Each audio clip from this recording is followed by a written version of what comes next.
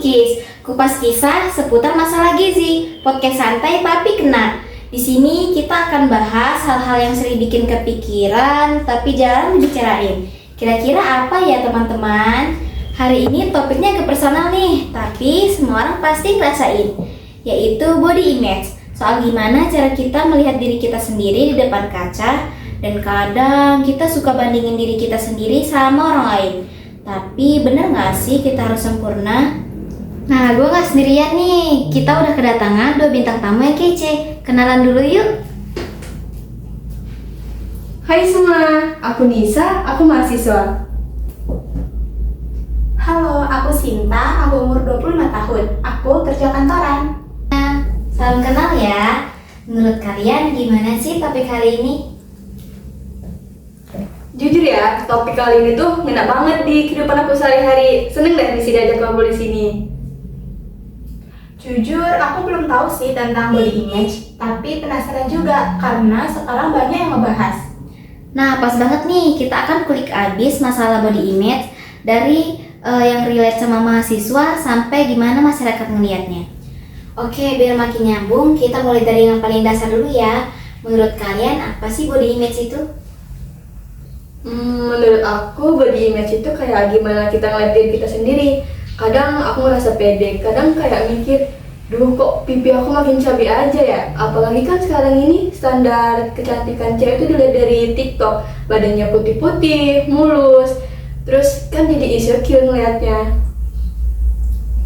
Wah, waktu zaman SMA aku nggak pernah kepikiran gitu sih tentang body image. Tapi sekarang di Instagram sama di TikTok, kita banyak disodorin standar kecantikan. Kadang mikir, emangnya kita harus kayak gitu ya? Nah, itu dia, body image itu bukan tentang gimana bentuk tubuh kita, tapi juga perasaan kita tentang tubuh kita sendiri. Sayangnya, standar ideal itu datangnya dari luar, bukan dari kita sendiri. Nah, sekarang kalian jujur deh, pernah gak sih ditekan soal penampilan? Duh, sering banget kak. Kadang teman sendiri yang ngomong, Nis, kok badannya makin gendutan sih? Kayaknya mereka ngomong kayak gitu biasa aja, tapi menurut aku bikin sakit hati. Aku juga pernah kok waktu lebaran, pas ketemu keluarga aku suka dibilang, wah kok kurusan sih? Awalnya sih biasa aja, tapi lama-lama jadi nggak pede pakai baju apapun.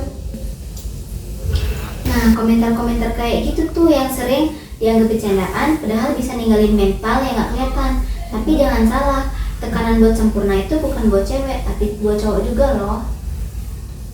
Bener banget kak, dulu pernah ada cowok yang nyoba deketin aku, tapi katanya minder karena badannya kurus banget. Jadi sekarang dia rajin nge-gym, bukan karena pengen sehat, tapi pengen diterima. Miris juga ya, padahal semua orang tuh unik, gak semua orang harus kayak model majalah kan?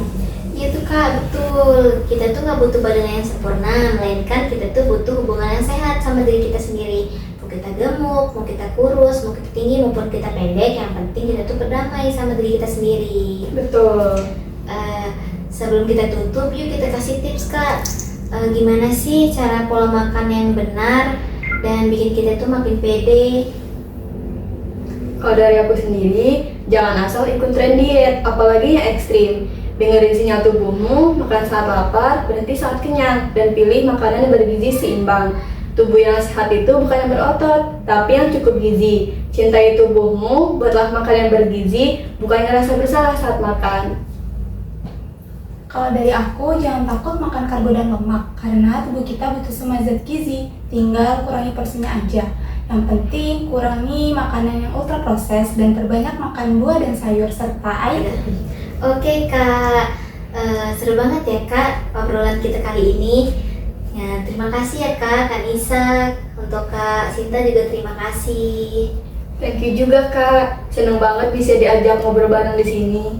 Ya, sama-sama kak. Oke guys, jadi body image itu bukan tentang gemuk atau kurus, melainkan gimana sih cara kita merawat diri kita sendiri.